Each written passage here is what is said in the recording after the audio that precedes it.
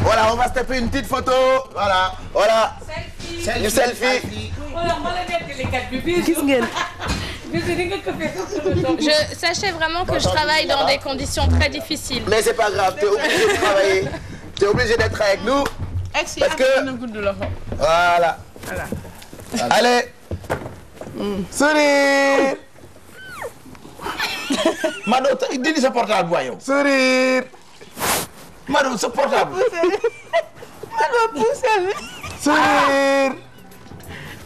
Voilà. Voilà.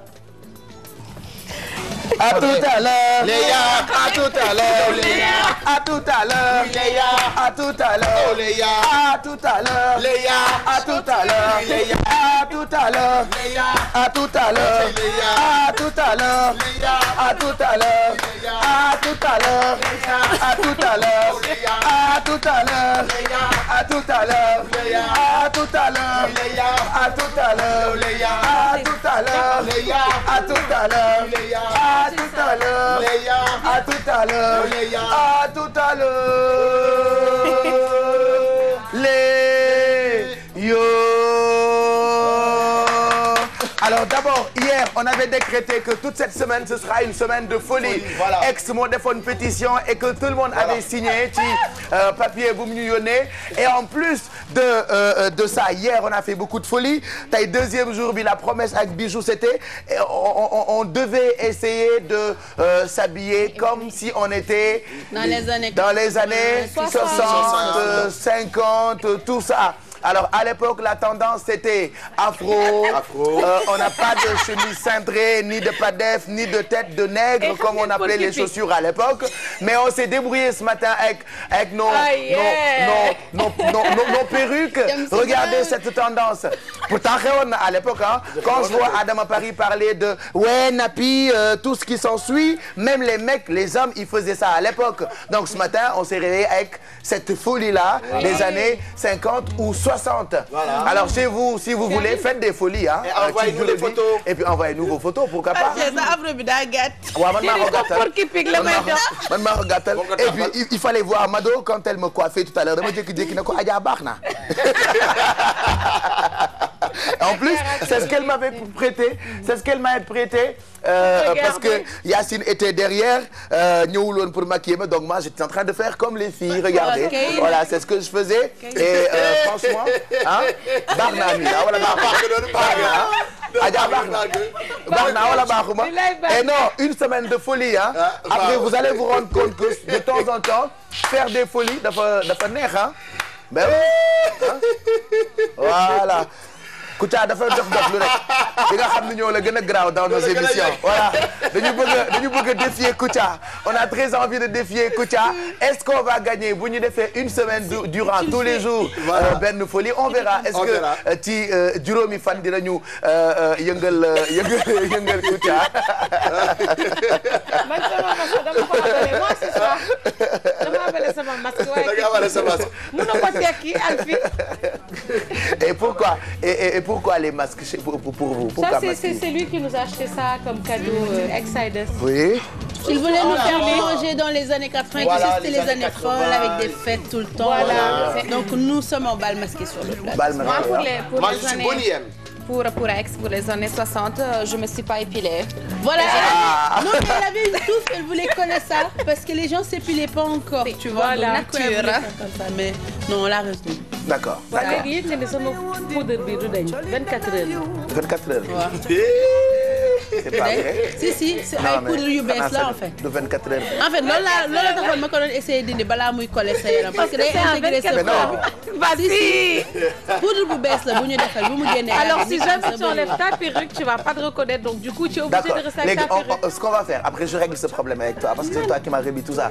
Léegi balaa may régler ce problème avec toi, on va commander quand même une chanson boo xamante ni ça rappelle démb, ça rappelle des souvenirs. Après on va tenter de danser.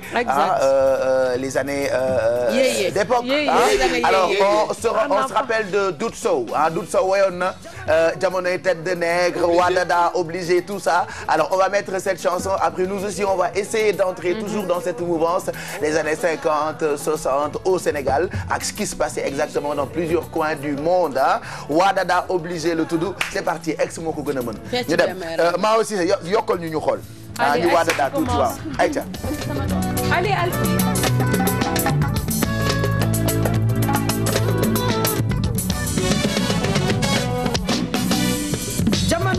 Démb colin da naan yiw tubéy jóg ca kaw nga yëkkati naan obligé sagay bara jo waatana obligé bo segorel waatana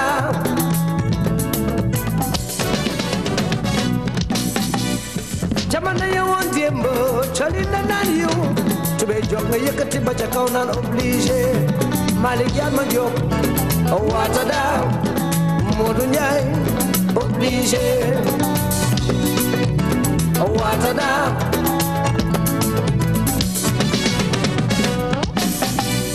jamono ya woon démb colin da naan yiw tubéy jóg ca yëkkati ba ca kaw naan obligé Satiba waatana caatu gañ firi obligé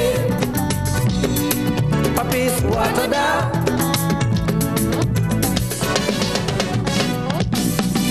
Marame kumbe sai, hey marame kumbe. Marame kumbe sai, hey marame kumbe. Little mbay rombe kumbe. Am sa chéri boy, mula ray neex na lool. Little mbay rombe kumbe. Am sa chéri boy, mula ray neex na lool.